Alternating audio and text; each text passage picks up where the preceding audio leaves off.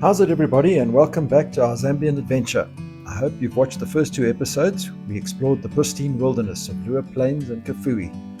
In this last episode, we're off to check the largest mammal migration in the world, the Bats of Kasanka. We left Forest Inn and got back on the notorious Great North Road. Anyone for wild mushrooms? We were tempted to try them, but chickened out.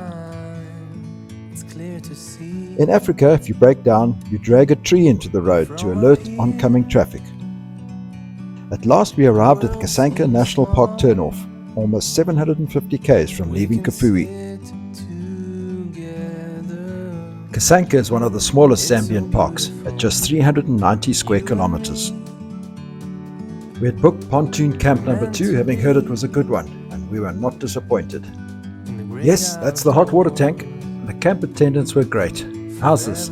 They ask you when you want to shower, then they heat up the water over a fire, climb up that ladder and pour it in a few minutes before shower time. They also light your campfire. Talk about service. Each site has its own ablution facility, only a short walk away through the forest. Sometimes you need to go and take a step back.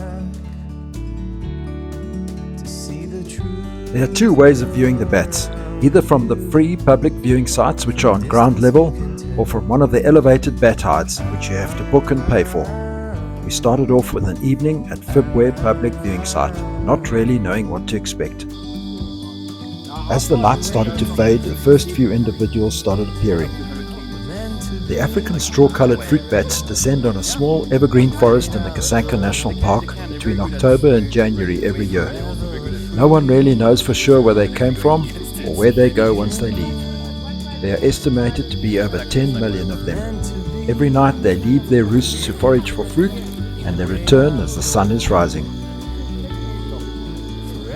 The spectacle just kept on growing and growing until the sky was literally full of life. The sheer magnitude is difficult to capture or to describe, but the overwhelming scale of abundance was both heartwarming and very humbling.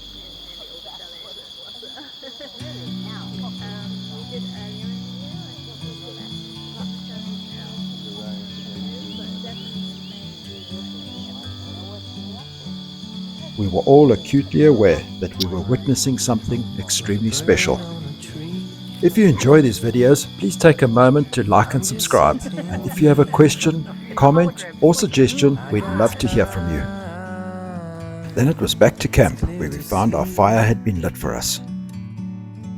The next morning was an early start and we had to find our way to the BBC hide to see the bats return to their roosting sites after a night of foraging. The hide is about 30 meters off the ground and now the bats are flying past at eye level. You feel like you're right there in amongst them. Unlike their smaller cousins from the suborder Microchiroptera that navigate using echolocation and a highly developed sense of hearing but poor eyesight, fruit bats from the suborder Megachiroptera are much bigger, have no echolocation system, and rely mainly on their excellent eyesight to navigate. A large fruit bat can have a wingspan of as much as 900 millimeters and can weigh as much as 350 grams. They fly out about 50 km to feed in the surrounding forests and then return to roost early the next morning. The main food attraction are the seed-rich fruits of the sugar plum tree, or masuka, also known as the wild loquat. As the dawn progresses, you're able to look down onto some of the roosting sites and see the branches sag and even break under the weight of all those bodies. It is estimated that once they leave Kasanka, they will have consumed over 1 billion fruits. Did you know that bats make up a quarter of all living mammal species?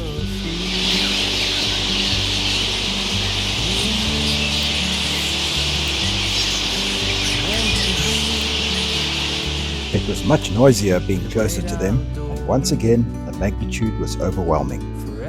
The platforms are built into the treetops at about 25 to 30 meters off the ground, and getting up there involves having faith in a somewhat rickety-looking ladder attached to the trunk of the tree. It felt good to be back on solid ground.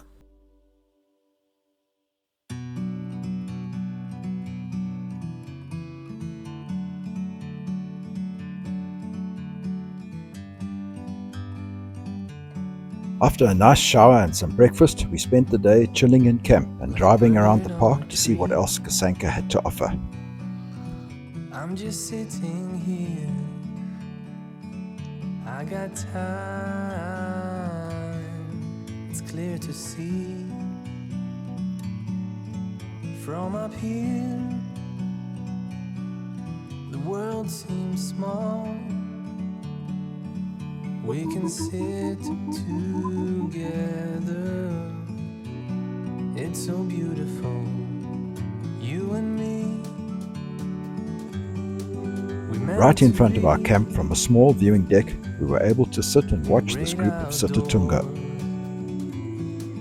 Forever free. Related to bushbuck, inyala and kudu, this little guy is developed for living in swampy areas and is equally happy in or out of the water. And they have long splayed hooves enabling them to swim and walk on marshy surfaces. Sometimes you need to go. Except for their nostrils, they will completely submerge themselves when threatened. Take a step back to see the truth. That evening, we decided to try another elevated platform and went to find the one that had just been opened by Ultimate Adventures. We were the only people there, and we could easily see down onto the roosting sites as the bats were starting to get restless, getting ready to fly. If you'd like to visit Kasanka but are not sure about doing it on your own, give Ultimate Adventures a call. They take groups up every year. Great outdoors, forever free. You and me, meant to be. The bats attract a number of raptors and scavengers, whom I'm sure don't have to work very hard to get a meal. Forever free. Then, as an extra bonus, we managed to spot a few blue monkeys protruding from the treetops.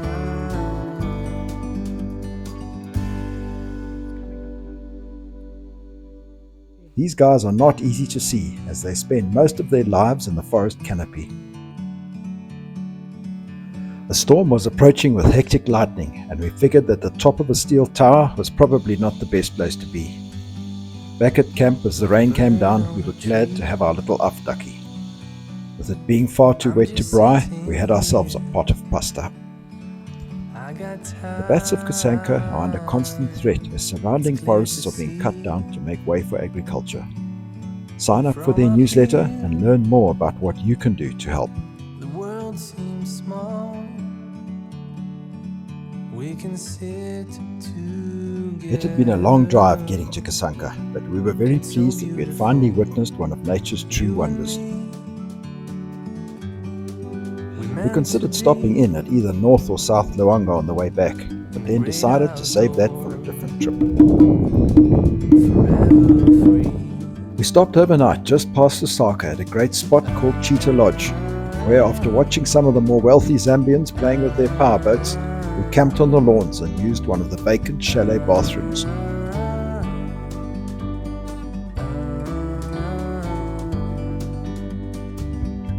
Sometimes you need to go. Livingstone was our last stop in Zambia, and although the water levels were quite low, it was great to see the Victoria Falls from this side. To see the truth around you. From a distance you can tell.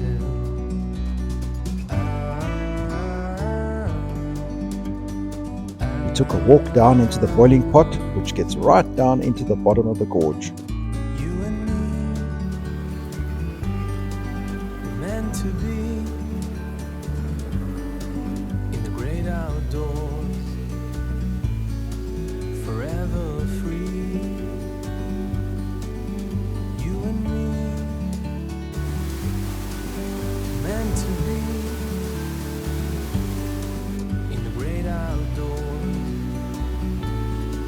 forever free. Imagine what the boiling pot would be like with the falls in full cry.